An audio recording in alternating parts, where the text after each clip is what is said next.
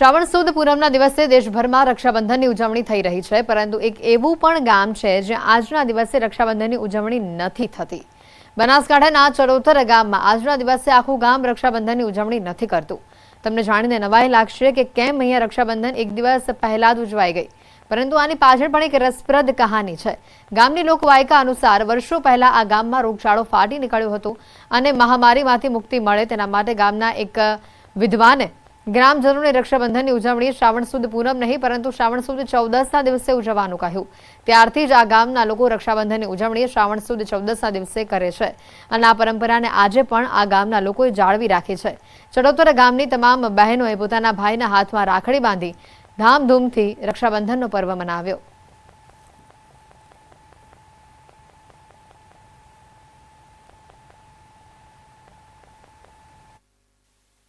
અમારા ગામમાં વર્ષો પહેલાં એક રોગચાળો ફાટી નીકળેલો।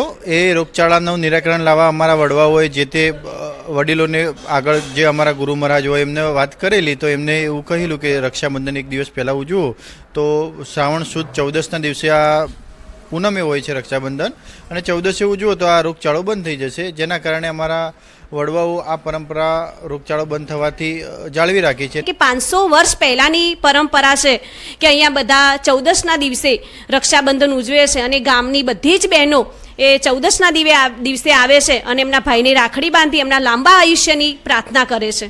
આ ગામની અંદર રોગચાળો ફાટી નીકળેલો, ઢોર ઢોખર મરવા માંડેલા, ગામની અંદર બીમારી ફેલાયેલી, એટલે ગામ લોકોને પછી બહુ ચિંતા થઈ, એટલે ભેગા મળી અને કે શું ઉપાય કરવો, એટલે એમના જૂના પુરાણી જે હતા મહારાજ એમને પૂછવામાં આવ્યું, એમને બોલાવ્યા, પૂછ્યું, એટલે એમણે જોઈને કહ્યું કે માતાજીનો કોપ છે અને એ કારણે આ ગામની અંદર આ બધું પ્રથા છે, તો માતાજી આગળ તમે કોઈ બાધા આખડી રાખો ગામ લોકો તો માતાજી શાંત થાય।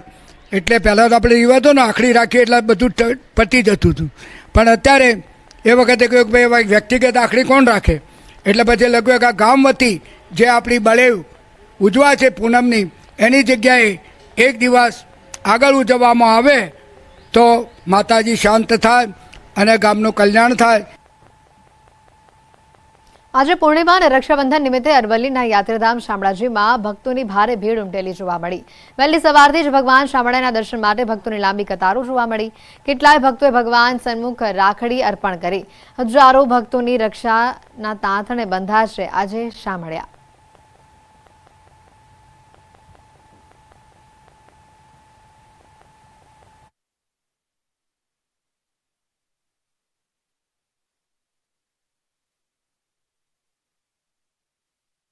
યાત્રાધામ શામળાજીમાં આજે પૂર્ણિમાના દિવસે રક્ષાબંધનનો જે પવિત્ર તહેવાર છે તેને લઈને ભક્તોની ભીડ જામી છે। ખાસ કરીને ભક્તો દ્વારા જે રાખડીઓ એ ભગવાનને ધરાવવામાં આવી છે, આપ જોઈ શકો છો કે જે ભાવ શ્રદ્ધા સાથે ભગવાન શામળિયાને આજે રાખડીઓ ધરાવવામાં આવે છે। ભગવાનનો જે ચતુર્ભુજ અવતાર છે જે જોઈ શકાય છે કે ભગવાનનો વિષ્ણુ અવતાર, અને ભગવાનના દર્શન કરી જે અહીં આવતા ભક્તો હોય, મહિલાઓ મોટી સંખ્યામાં જોવા મળી છે, ત્યારે ભાવ પ્રકટ કરવામાં આવ્યો છે કે ભગવાન તેમની રક્ષા કરે। તમને દ્રશ્યો બતાવી દઈશ કે જે પ્રકારે જનસમૂહ ભક્તોની જે ભીડ છે, જય શામળિયાના નાદ સાથે ભક્તો અહીં મોટી સંખ્યામાં આવી રહ્યા છે, ત્યારે ભક્તો અહીં આશીર્વાદ મેળવી રહ્યા છે ભગવાનના, અને સાથે સાથે જે પ્રકારે ભગવાન તેમની રક્ષા કરે તેવું પણ તેઓ પ્રાર્થના કરી રહ્યા છે। ત્યારે અહીં ભાવ સાથે રાખડી બાંધવામાં આવી છે ભગવાનને, અને ભક્તો અહીં આવી અને મોટી સંખ્યામાં દર્શન કરી રહ્યા છે। હાર્દિક પટેલ, ન્યૂઝ 18 ગુજરાતી, અરવલ્લી। સમાચારોમાં હાલ રોકાઈશું એક બ્રેક માટે।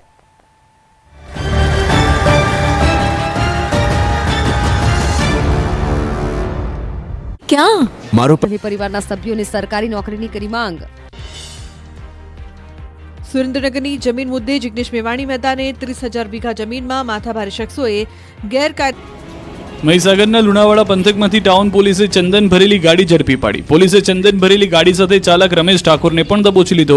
પોલીસે લુણાવાડાથી ગોધરા તરફ જતા હાઈવે પર શંકાસ્પદ ગાડી તપાસતા ચંદનનો જથ્થો મળ્યો। ટવેરા ગાડીમાં નાના નાના ટુકડા કરી ચંદન ટવેરા ગાડીમાં લઈ જવાતું હતું। પોલીસથી છુપાઈને ગાડીમાં ચંદનની હેરાફેરી થતી હોવાનો પર્દાફાશ થયો।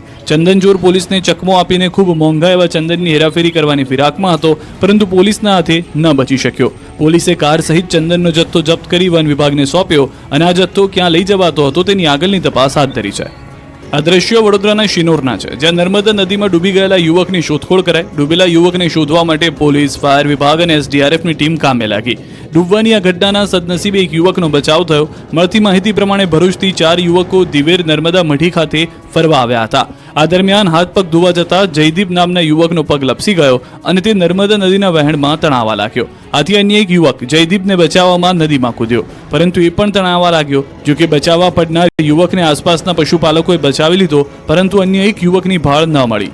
લાપતા યુવકની શોધખોળ માટે પોલીસ, કરજણ ફાયર વિભાગ અને સ્થાનિક તંત્ર ઘટના સ્થળે પહોંચ્યું. ફાયર બ્રિગેડના સર્ચ દરમિયાન મગરો ઘેરી લેતા એસડીઆરએફની પણ મદદ લેવાઈ હતી. કેટલાક દિવસોથી મેઘરાજાએ અરવલ્લી જિલ્લામાં વિરામ લીધો છે, જેના કારણે આ વિસ્તારના ખેડૂતો વરસાદની રાહમાં છે. વરસાદ ખેંચાતા અરવલ્લી જિલ્લામાં ખેડૂતોએ વાવેલી મગફળીના પાકમાં ઈયળ અને ફૂગનો ઉપદ્રવ વધી ગયો છે. અરવલ્લી જિલ્લામાં આ વર્ષે ખેડૂતોએ સૌથી વધુ 80,000 હેક્ટર જમીનમાં મગફળીના પાકનું વાવેતર કર્યું. પહેલા વાવણી લાયક વરસાદ થતાં ખેડૂતોએ મોટા પાયે મગફળીનું વાવેતર કર્યું, પરંતુ ત્યારબાદ વરસાદે સંતા કુકડી રમવાનું શરૂ કર્યું. છેલ્લા કેટલાક દિવસથી વરસાદ ઝરમર પડતા તેમજ સતત વાતાવરણ બદલાતા મગફળીના પાકમાં ઈયળ, ડોળ અને કાળી ફૂગ નામનો રોગ આવી ગયો છે. આ રોગ આવતા ખેડૂતોનો મગફળીનો પાક મૂળમાંથી સુકાઈ જાય છે. ખેડૂતો દ્વારા રાસાયણિક ખાતર તેમજ દવાનો છંટકાવ કરવામાં આવે છે, પણ આ રોગ પર નિયંત્રણ આવતું નથી. જો આગામી દિવસોમાં વરસાદ ખેંચાશે અને વધુ વરસાદ નહીં પડે તો ખેડૂતોને વીઘા દીઠ 30 થી 40% નુકસાની ભોગવવાનો વારો આવશે. હજારો રૂપિયા ખર્ચ કર્યો, પેટે પાટા બાંધી રાત દિવસ મહેનત કરી, છતાં જગતના તાતને રાતા પાણીએ રોવાનો વારો આવ્યો છે. ક્યારે અતિ ભારે વરસાદ તો ક્યારેક માવઠાના મારથી માંડ માંડ કમર કસીને ખેડૂત બેઠો થયો છે. ત્યાં વધુ એક જગતના તાત માથે મોટી આફત આવી પડી છે.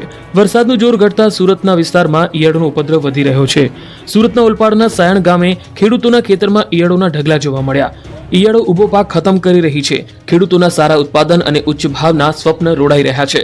માત્ર ખેતરોમાં જ નુકસાન નહીં, લોકોની ઘરની દિવાલો પર પણ ઈયળો જોવા મળી રહી છે. મોટા પાયે નુકસાન થતું હોવા છતાં તંત્ર દ્વારા કોઈ કામગીરી ન કરાતા ખેડૂતોમાં ભારે રોષ જોવા મળ્યો છે. ચોમાસામાં હંમેશાની જેમ આ વખતે પણ અમદાવાદના રસ્તા હતા નહોતા થઈ ગયા. ઘોડાસરના પુનિતનગર ક્રોસિંગથી વટવા જવાનો માર્ગ પર છેલ્લા કેટલાય સમયથી વિસ્માર હાલતમાં છે. નબળા રસ્તાના કારણે સ્થાનિકો અને વાહન ચાલકોને ભારે હાલાકીનો સામનો કરવો પડી રહ્યો છે. આ રોડ પરથી ધસમસતા વાહનો પસાર થાય છે અને તેના કારણે ધૂળની ડમરીઓ ઉડવાથી ફરિયાદ ઉઠી છે.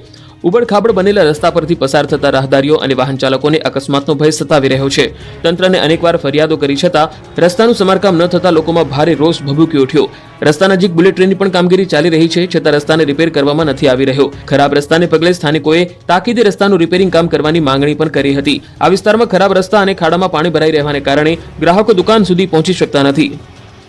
તંત્રે ન સાંભળ્યું તો સ્થાનિક લોકોએ જાત મહેનત જિંદાબાદ કર્યું. જામનગરના બિસ્માર રસ્તાઓ અને ખાડા પૂરવા સ્થાનિકોએ જાત મહેનત કરવાનો વારો આવ્યો.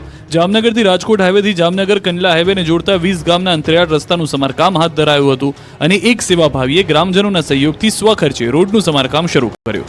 20 ગામના ગ્રામજનોની માંગણી બાદ તંત્રની કામગીરી ન થતા સેવાભાવી દ્વારા કરવામાં આવી કામગીરી. દ્રશ્યમાં જોઈ શકાય છે કે સ્થાનિકો જાતે જ રસ્તાનું સમારકામ કરી રહ્યા છે. આ વિસ્તારમાં આ સમસ્યા આજકાલની નથી. વર્ષોથી ચોમાસું આવતા જ અહીં કાચો રસ્તા પરથી નીકળી શકાતું નથી, જેથી છેલ્લા 7 વર્ષથી અરવિંદભાઈ પટેલ અને અહીંના લોકો સ્વખર્ચે વિવિધ રોડનું કામ કરી રહ્યા છે. ભરૂચની ઐતિહાસિક